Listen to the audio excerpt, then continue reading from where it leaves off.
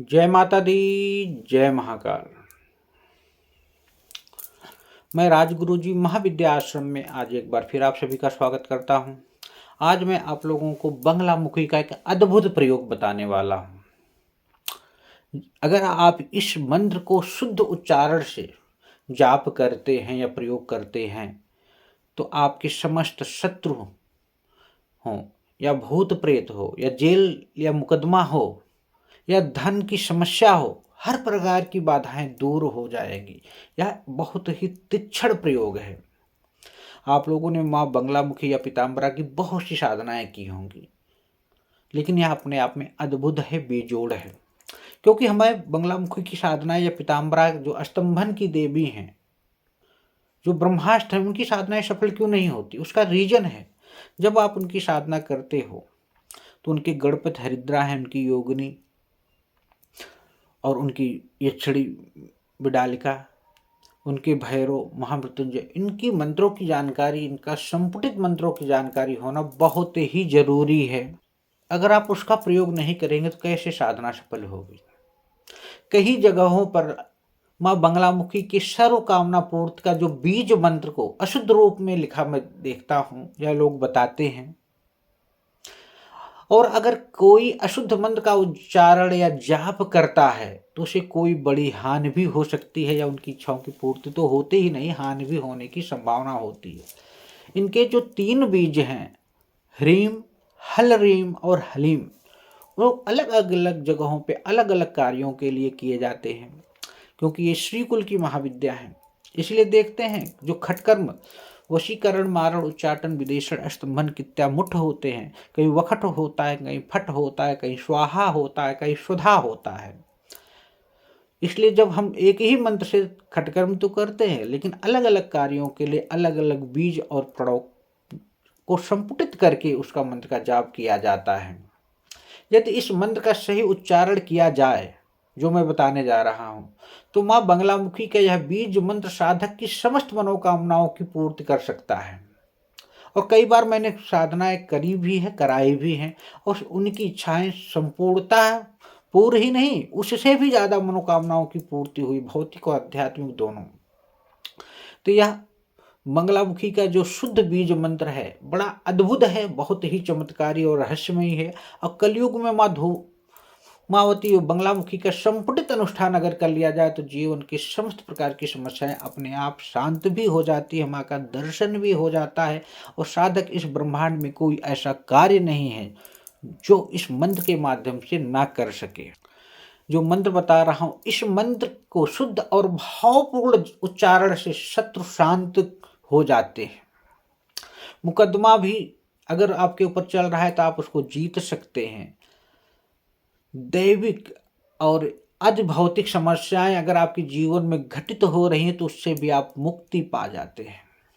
बंधनों से मुक्ति मिल जाती है, जेल या मर मुकदमा में आपकी विजय हो जाती है। जैसे कोई बेकसूर व्यक्ति जेल में चला जाता है तो वहां जाने से भी वो बच जाता है, उसकी जमानत हो जाती है, निर्णय उसके पक्ष में ही आता है। ये कहा जाए कि भूत प्रेत, जादू टोना की बाधा से भी इससे रक्षा होती है। इस साधना से सभी प्रकार की कार्य साधक अपने जीवन में संपन्न करता है, अपने लिए भी और दूसरे के लिए भी। इस साधना से कोई भी व्यक्ति अपने व्यक्तित्व को प्रभावशाली बना लेता है, क्योंकि माँ अष्टंभन की देवी है। जब वो बोलता है तो हजारों की भीड़ के लोग उसकी बातों को सुनने के लिए स्तंभित हो जाते हैं। बंगलामुखी का जो शुद्ध बीज मंत्र है, अगर उसकी सही ढंग से उच्चारण किया जाए तो जीवन में या इस ब्रह्मांड में कोई ऐसी चीज नहीं है जिसको प्राप्त साधक नहीं कर सकता है। ओम ह्रीं बंगलामुखी सर्वदुष्टानाम वाचम मुखम पदम अस्तंभ है, जिह्वाम कीलय बुद्धिम विनाशाय ह्रीं ओम स्वाहा। बंगलामुखी मंत्र के प्रारंभ में ही ह्रीं या हलरीम दोनों में से किसी भी बीज का प्रयोग किया जा सकता है। ह्रीम बीज तब लगाएं जब आपका धन किसी शत्रु ने हड़प लिया है, और हलरीम का प्रयोग शत्रु को पूरी तरह से निस्ता नाबूद या बर्बाद या परास्त करने के लिए ही लगाया जाता है। इससे शत्रु को वश में करने की अद्भुत शक्ति मिल जाती है। लेकिन यह सब 1-2 दिन में नहीं होगा, बल्कि इसके लिए अनुष्ठान करने पड़ेंगे। संकल्प लेकर कम से कम 40 दिनों का विशेष अनुष्ठान करना साधक के लिए बहुत ही जरूरी है।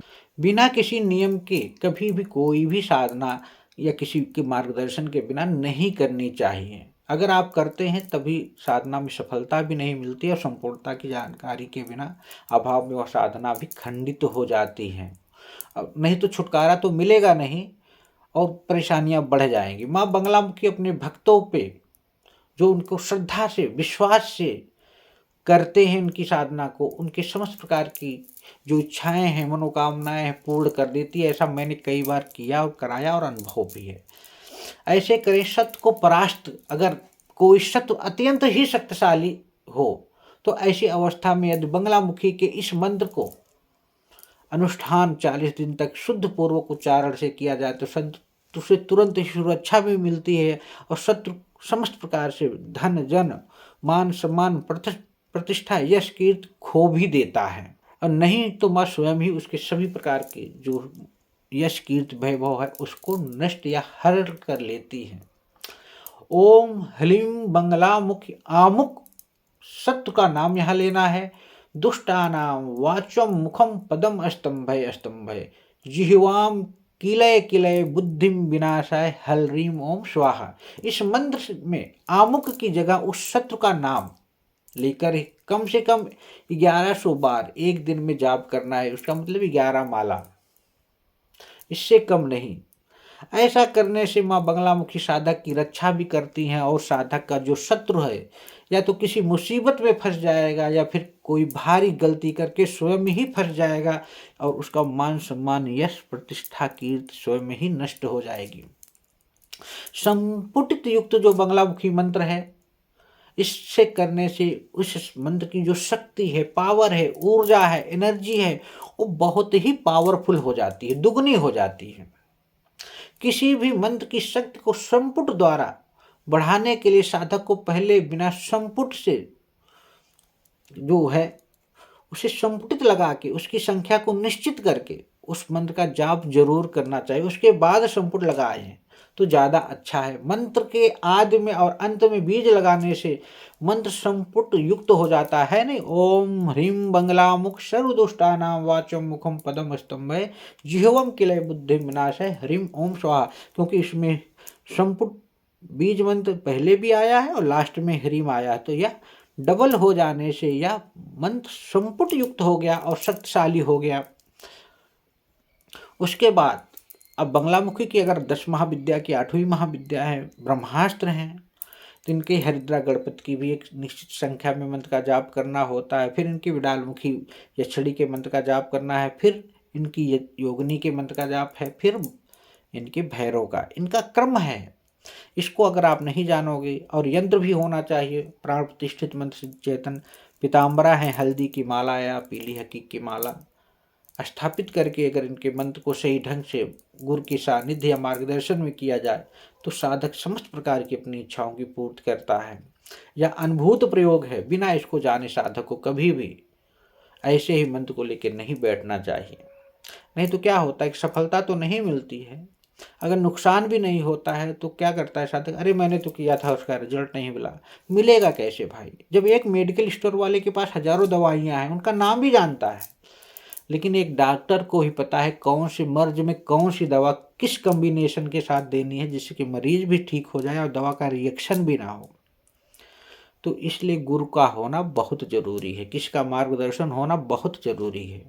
तो आप बगलामुखी इसको प्रयोग करके भूत प्रेत जादू टोना जेल कोर्ट कचहरी मर मुकदमा से शत्रु से छुटकारा प्राप्त कर सकते हैं। अनुभूत है, कई बार किया गया है, मैंने स्वयं किया है, तो आप भी कीजिए और अच्छे योग्य गुरु के मार्गदर्शन कीजिए। कोई दिक्कत परेशानी हो तो हमसे संपर्क करो या अपने आसपास किसी योग्य विद्वान के मार्गदर्शन में ही ऐसी साधनाओं को संपन्न करना चाहिए। इसी तरह हमारे महाविद्या आश्रम चैनल को आप लोग लाइक करें, शेयर करें, सब्सक्राइब करें। जय माता दी, जय महाकाल।